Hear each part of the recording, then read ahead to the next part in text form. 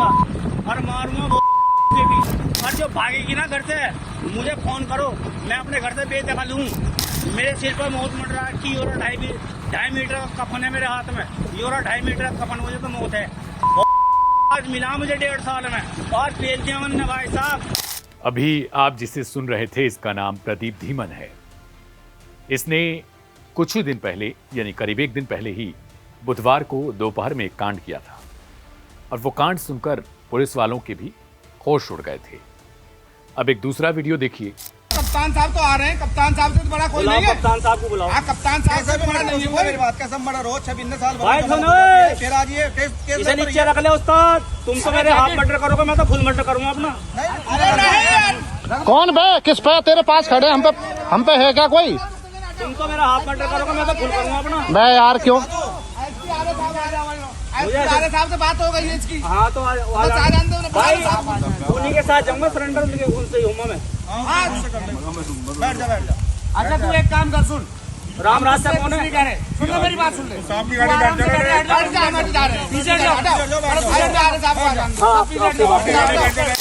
ये वीडियो देखने के बाद आपको समझ आ रहा होगा या मैं खुद इस वीडियो को एक्सप्लेन कर दे रहा हूं कि प्रदीप के करीब जाने की किसी भी पुलिस वाले की हिम्मत नहीं है। इसके पीछे का कारण पहला तो ये कि उसने अपने हाथ में तमंचा ले रखा है, दूसरा ये कि इसने कुछ ही पल पहले यही तमंचा इन पुलिस वालों के ऊपर तान दी थी।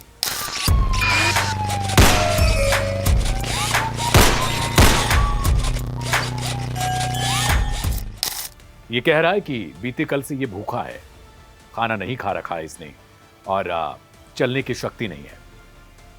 अब एक और फ्रेम देखिए। खाना खाया तुमने? नहीं, खाना नहीं खाया है। वही इसे के सामने था, छुड़वा देते इसकी माँ को, इसके सामने भेज दे थाने से। हाँ, बात करा के सर। उसको देख लो, हलवा आपको है खाना है, मैं बना बीड़ी पी। अच्छा कोई बात नहीं, पी ले आराम से, आराम से कोई दिक्कत नहीं। जो हमने कह दी तो फाइनल है, तो फाइनल है। आजा चलो तीसरा पीछे वाले को भी तीसरा बीड़ी पी लेंगे। अब जब कह दिया तो बीड़ी पी लेंगे। तुझको कोई हाथ नहीं लगाएगा, इसकी गारंटी मैं दे रहा हूँ तुझे। और सुन, तिलक लगाए, झूठ बोलूंगा नहीं। अरे नहीं यार भाई, कह दिया।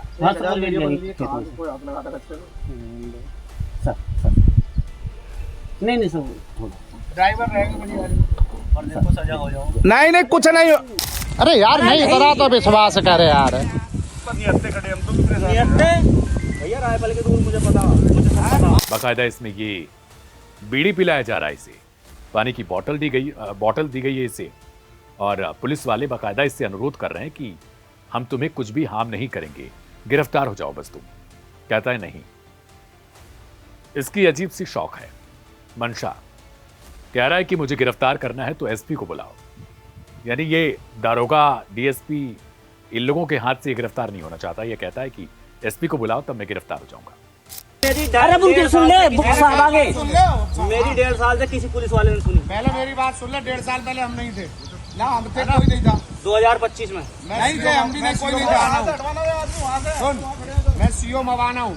अरे बाहर से लोग हटा दो, कैमरे तो सब चला रखे हैं। अरे परेशान ना मत हो। अरे वो लोग सीओ साहब खड़े हैं, पब्लिक के लोग खड़े हैं। कानून तेरी मदद करेगा। कानून कोई नहीं मदद कर सकेगा। आज तक 1.5 साल से आज तक तो मदद नहीं करी कानून ने। आपका खास करेगा यार मैं कह रहा हूँ, जब एसपी आए की सजा पहले हम तो नहीं थे ना। कप्तान साहब तो आ रहे हैं, कप्तान साहब से तो बड़ा कोई नहीं है। कप्तान साहब को बुलाओ। हाँ, कप्तान साहब से भी बड़ा नहीं है कोई। मेरी बात कैसे बड़ा रोज 26 साल भाई सुनो, फिर आज ये इसे नीचे रख ले उस्ताद। तुम तो मेरे हाफ मर्डर करोगे, मैं तो फुल मर्डर करूंगा अपना।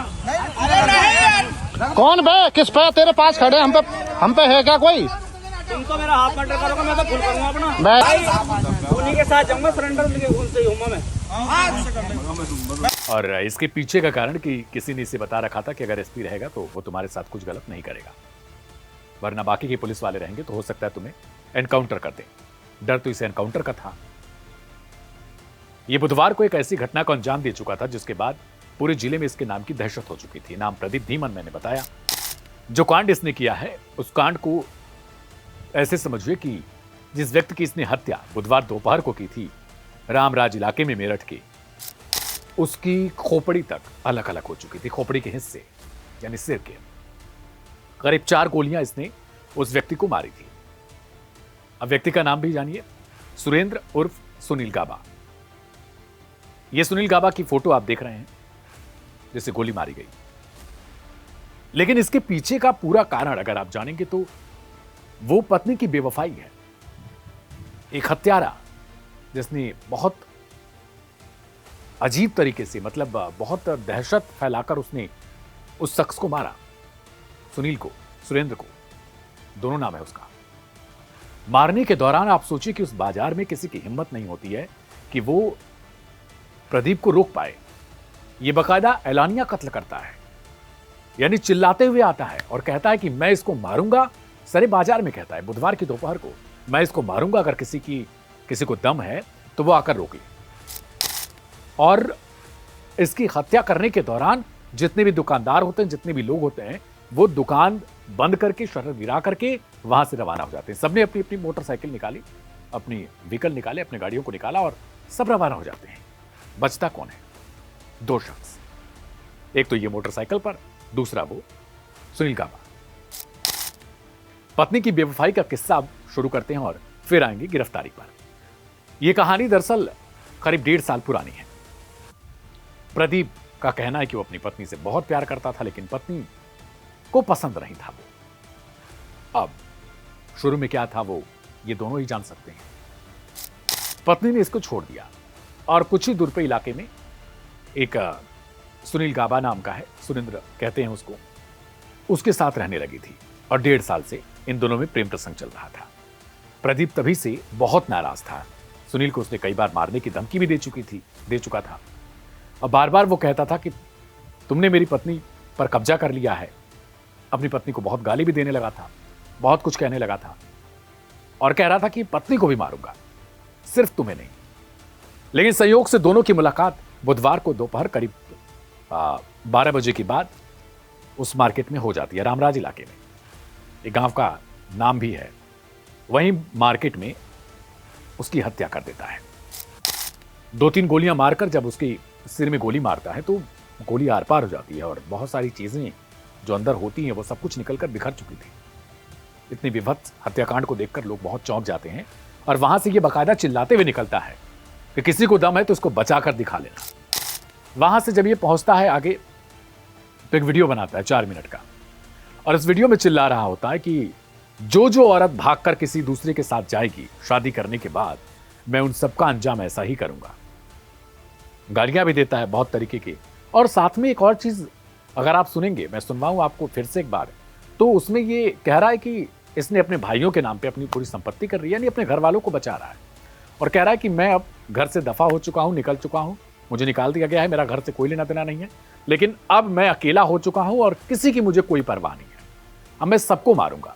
जो लोग भी ऐसा करते हैं, किसी की पत्नी पर कब्जा करेंगे, किसी की पत्नी को पास लेंगे, या इसके अलावा जो पत्नियां इस तरीके से धोखेबाजी करेंगी, किसी और के साथ भाग जाएंगी शादी करने के बाद, तो मैं ऐसा ही करूंगा। अब पुलिस के ऊपर दबाव बन चुका था कि वो गिरफ्तार कैसे करेगी। प्रदीप धीमन अपने आप को मतलब इतना समझ चुका था कि अब उसकी जिंदगी में कुछ नहीं है, सिर्फ और सिर्फ इस तरीके से वो कांड करेगा। पुलिस वालों के लिए भी बहुत पेचीदा बन चुका था कि प्रदीप को गिरफ्तार कैसे करेंगे, क्योंकि उसने अपने पैंट में, मतलब 2-3 बताया जा रहा है कि तमंचा उसने छिपा रखा था। और आखिरकार जब आज गिरफ्तारी के लिए, गुरुवार को गिरफ्तारी के लिए दबिश दी जाती है तो एक जगह पर यह मिलता है। अब वहां गिरफ्तार कैसे करती पुलिस? घेराबंदी तो कर ली जाती है गन्ने की खेत में एक जगह पर, वहां यह चिल्ला रहा होता है, सारे पुलिस वालों के ऊपर गोली बंदूक तान देता है। इसमें कुछ दारोगाओं के भी नाम ले रहा होता है। ये चिल्ला कर कहता है कि मेरी बात को जो कुछ दरोगा हैं उनके नाम बता रहा है बाकायदा, उन लोगों ने नहीं सुनी थी, अब उनको मैं मारूंगा, उन लोगों की वजह से आज मेरी हालत ऐसी हुई है। यानी इसके कहने का यह अर्थ था कि इसने कुछ अपनी पत्नी के बारे में, या फिर जिस व्यक्ति को इसने मारा है सुरेंद्र को, उसके बारे में शिकायत दर्ज करवाई थी, लेकिन वहां पर इसकी सुनवाई नहीं हुई। तो जब गिरफ्तारी के लिए पूरी टीम गन्ने के खेत में लगी हुई है, इससे बाकायदा बहुत सांत्वना दिया जा रहा है कि देखो तुम्हें मारा नहीं जाएगा, तुम गिरफ्तार हो जाओ, तुम अपने आप को जो है वो कानून के हवाले कर दो। लेकिन कानून के हवाले क्यों करता है, ये तो बार बार कह रहा है कानून वालों को ही मैं मारूंगा, क्योंकि तुम लोगों ने मेरे साथ बहुत तरीके से मेरे साथ गलत कर रखा है, तुम लोगों ने हमारी बातें नहीं सुनी। फिर कहता है कि एसपी को बुलाओ तभी मैं गिरफ्तार हो जाऊंगा। पुलिस वाले अब कहते हैं ठीक है वो आ जाएंगे, वेट करो। अब दूसरा एक वीडियो आता है, दूसरे वीडियो में बाकायदा बीड़ी पी रहा है ये। पुलिस वाले भी कह रहे हैं भाई हाँ ठीक है, तू आराम से बीड़ी पी, और भूखा है तू, तेरे लिए खाने का इंतजाम किया जाता है। पानी की बोतल मांगता है, कहता है कि भाई मैं कल से भूखा हूँ, पानी की बोतल ही दे दो कम से कम, वो पी लूँ मैं। पानी की बोतल पी रहा है रिलैक्स होकर। लेकिन यहाँ पर पुलिस वाले बहुत संयम से काम लेते नजर आते हैं। वो लोग बार बार कह रहे हैं देखो तुम्हें हम मारेंगे नहीं, तुम्हारी माँ आ रही हैं और सब लिखित हो जाएगा, उसके बाद तुम्हें छोड़ दिया जाएगा। यानी गिरफ्तार करने का तरीका पूरा देखो एक फिल्मी बना रखा है इसने। और सुनिए एक बार कि किस तरीके से पुलिस वाले इसे बार बार समझा रहे हैं। वही इसे के सामने सर छुड़वा देते हैं, इसकी माँ को इसके सामने भेज दे थाने से। हाँ, बात करा के सर है, खाना है मैं बना बीड़ी कोई बात नहीं, पी ले आराम से, पी ले आराम से, कोई दिक्कत नहीं। जो हमने कह दी तो फाइनल है, तो फाइनल है। आजा चलो पीछे वाले को भी तीसरा बीड़ी पी लेंगे, अब जब कह दिया तो बीड़ी पी लेंगे। उसको कोई हाथ नहीं लगाएगा, इसकी गारंटी मैं दे रहा हूँ तुझे। और सुन, तिलक लगाए, झूठ बोलूंगा नहीं। अरे नहीं यार भाई, कह दिया। इस पूरे घटनाक्रम के दौरान वो अपनी पत्नी, जिसका नाम पुष्पा बताया जा रहा है, उसे लेकर बहुत ज्यादा क्रोधित नजर आता है। अब लोग कह रहे हैं कि टूटा हुआ भी था एक तरीके से, लेकिन हत्या करना कहां तक उचित है, और इतनी बेरहमी के साथ न सिर्फ हत्या करना बल्कि एलानिया कत्ल, जिसको बार बार कहा जा रहा है, ऐलान करके उसका खून किया जाता है। और वो 1.5 साल, ये कह रहा है कि 1.5 साल मैंने कैसे गुजारे हैं वो कोई नहीं समझ सकता मेरी बात को।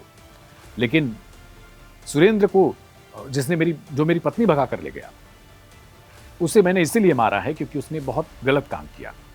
और अब ये कहा जा रहा है कि पुष्पा और सुरेंद्र दोनों शादी करने वाले थे, कोर्ट मैरिज करने वाले थे कुछ ही दिन में। उसके लिए भी उनकी तैयारी चल रही थी, लेकिन अचानक से ये सब कांड हो गया। तमाम सोशल मीडिया पर लोगों ने अपनी राय रखी है। मैं भी क्राइम कथा में आप सभी से ये राय पूछ रहा हूं कि आखिर जो चीज़ प्रदीप ने जो हत्या की है वो तो बिल्कुल ही गलत है, बहुत ज़्यादा गलत है, और प्रदीप को इसके किए की सज़ा मिलनी चाहिए, ये लोग सोशल मीडिया पर पूछ रहे हैं। तो क्या इस तरीके से जो पूरा इंसिडेंट हुआ उसमें आपको क्या लगता है, कौन गलत हो सकता है, और क्या कुछ 1.5 साल पहले जो घटना हुई है उस घटना को इसके लिए जिम्मेदार माना जाए, या जो लोग पूछ रहे हैं वही सवाल मैं भी आपसे पूछ रहा हूँ कि किस चीज़ को जिम्मेदार मान सकते हैं? क्या पुलिस प्रशासन जो घटना के वक्त प्रदीप जिस चीज़ का बार बार जिक्र कर रहा है, हत्यारा, कि उसकी सुनी नहीं गई, कुछ दारोगाओं के नाम ले रहा है, उसे किसे इसके लिए जिम्मेदार माना जाए कि जो जिस घटना को जन्म देने में सबसे पहले उनका हाथ रहा होगा? मेरा नाम है दिव्यांशु, आप भी जरूर लिखिएगा क्राइम कथा के इस एपिसोड पर कि क्या कहना चाहते हैं आप, कहाँ से देखते हैं, और ऐसे ही अपना प्यार लाइव हिंदुस्तान पर देते रहिए। नमस्ते, शुक्रिया, शुभ रात्रि।